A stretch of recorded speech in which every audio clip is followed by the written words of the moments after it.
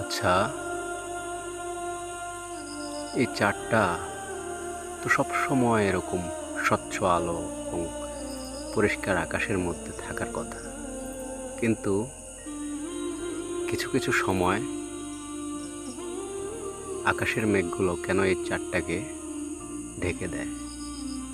কখনো কখনো দেখা যায় ২ দিন, ৩ দিন, ৫ দিন এই চাঁদটাকে পরিষ্কারভাবে দেখাই যায় না।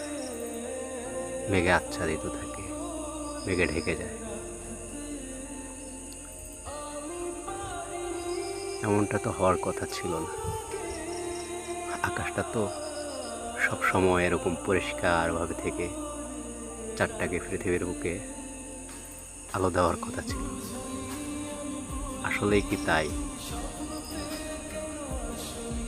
চাঁদ কি সবসময় এরকম নিরবিচ্ছিন্ন সুন্দরভাবে পরিষ্কার আকাশে আলো দেওয়ার কথা? নাকি সৃষ্টিকর্তা যেভাবে লিখে রেখেছিল, যেভাবে তার নির্ধারিত পরিকল্পনা ছিল, সেভাবেই পৃথিবী তার ঘূর্ণায়মান কক্ষপথে প্রবাহিত হচ্ছে?